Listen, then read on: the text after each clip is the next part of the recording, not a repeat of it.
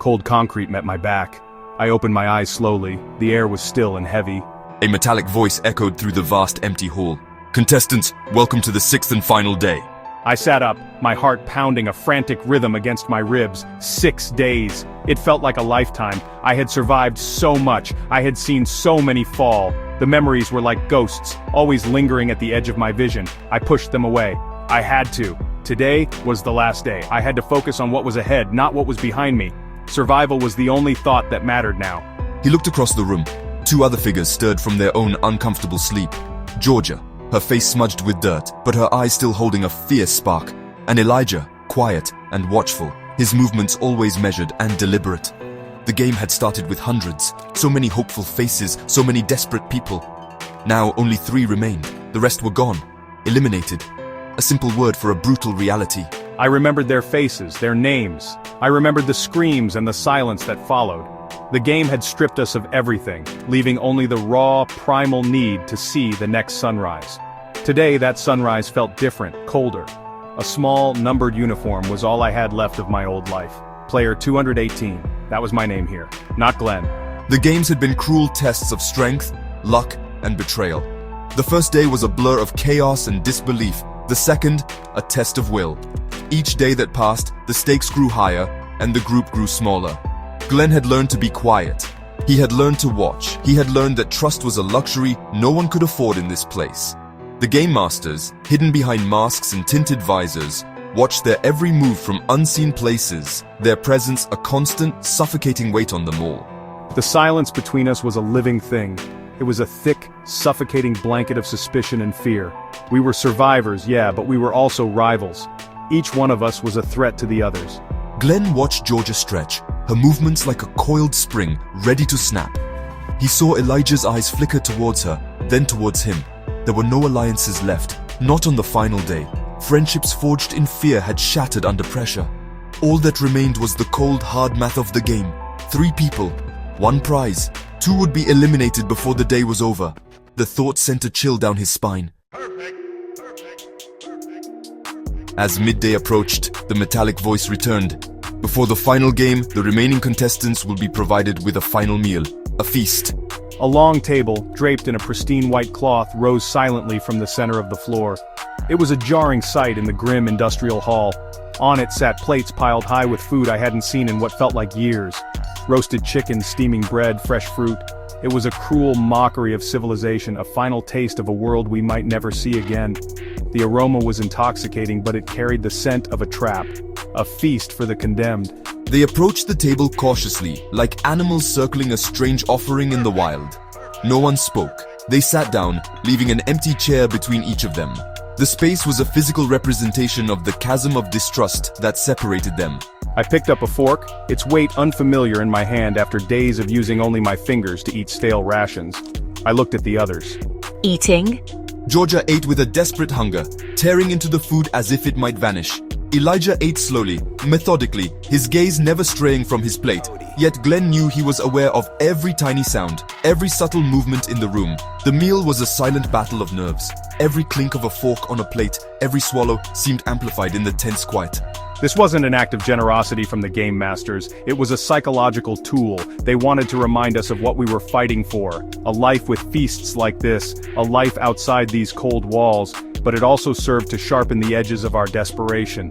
This taste of normalcy only made our current reality feel more brutal, more unbearable. I ate, but the food tasted like ash in my mouth. The feast was not for us, it was for the viewers, another part of the spectacle. Glenn felt his stomach tighten. This was the calm before the storm, the final act of a twisted play. I remembered the small, stale piece of bread I had shared with another player on the 3rd day. That player was gone now. That simple act of kindness felt like it belonged to another person, in another lifetime. Here, at this lavish table, kindness was a weakness. He looked at Georgia, then at Elijah. One of them would not survive the next few hours. The thought was a cold, hard stone in his gut. The feast was ending, and with it, the last moment of peace they would ever know in this place. The plates were cleared by an unseen mechanism, and the table sank back into the floor, leaving the 3 of them standing in the empty space once more. The tension that had simmered beneath the surface of the meal now boiled over. You did it! You pushed him, on the glass bridge. I saw you. She was talking about the previous game. A treacherous path of fragile panels where one wrong step meant a fatal fall. A boy named Samuel had fallen right next to Elijah. You saw what you wanted to see. He slipped. Everyone was slipping. But his calmness seemed to enrage Georgia more. She had been close to Samuel. Liar! She lunged at him. It was a blur of motion. Georgia was fast and fierce, but Elijah was ready. He moved with a cold precision, deflecting her attack. They grappled, a desperate, ugly fight born from days of stress and paranoia. It wasn't a strategic battle. It was a raw explosion of emotion, a tragic culmination of their shared trauma. I stood frozen, a spectator to the sudden violence. I should have done something, stepped in, shouted, but what could I do? The game had taught us one brutal lesson: interfere, and you become the next target. He watched as they struggled, their grunts and the scuffing of their shoes echoing in the hall. The fight was short and decisive. Elijah was stronger. He twisted, using Georgia's own momentum against her. She stumbled backward, her eyes wide with shock and pain. A sharp, loud buzz filled the air. A red light flashed on the collar around Georgia's neck. She fell to her knees, her body going limp. Contestant 142, eliminated, the metallic voice announced, devoid of any emotion. Just like that, it was over. Georgia was gone. Elijah stood over her, breathing heavily, his calm facade finally cracking. He looked not at the fallen girl, but at Glenn. His eyes held no triumph, only a deep, chilling emptiness. The Game Masters had not needed to create a new game to eliminate one of us. They had known that a feast, followed by silence, would be enough. They knew we would eventually turn on each other. And they had been right. The hall changed. A single spotlight illuminated the center of the room. 2 pedestals rose from the floor, and on each one lay a simple, wicked-looking knife. The final game will now commence, the voice declared. The last one standing will be the winner. My blood ran cold. It had come to this, a fight to the death, me against Elijah, the boy who had just eliminated Georgia without hesitation.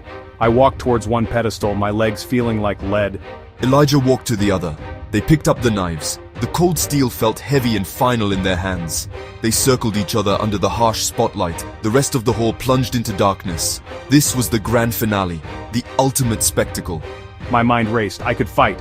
I could try to win, but winning meant doing to Elijah what had just been done to Georgia. It meant hurting him, maybe ending him. I saw the weariness in Elijah's eyes, the same bone-deep exhaustion I felt myself. We were not monsters, we were just boys caught in a monstrous game. Was this the only way? To become the thing I hated most in order to survive? Elijah lunged. Glenn parried the blow, the clang of metal on metal ringing through the silence. They exchanged a series of clumsy, desperate strikes.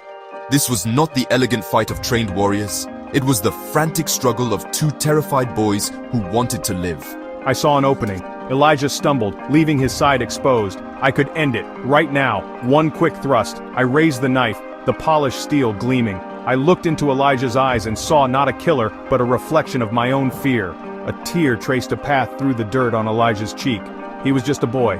In that split second, Glenn made a choice. I couldn't do it. I wouldn't become them. With a loud cry, he threw his knife. It skittered across the concrete floor, far into the darkness. He stood empty-handed, his chest heaving. Elijah froze, his knife still raised, confusion and shock on his face. Glenn sank to his knees, closing his eyes, waiting for the end. A moment passed, then another. He heard a clatter. He opened his eyes. Elijah's knife was on the floor next to his own. Elijah was looking up at the unseen cameras, his face a mask of defiance. Suddenly, the overhead lights flashed, and the metallic voice screamed, "Winner, player 218. Glenn looked up, bewildered as Elijah collapsed, a red light flashing on his collar. Elijah had dropped his weapon. The game had registered it as a forfeit. He had saved Glenn by eliminating himself. Glenn was the winner, but as he looked at the still form of the boy who had shown him mercy, he felt only a profound, soul-crushing loss.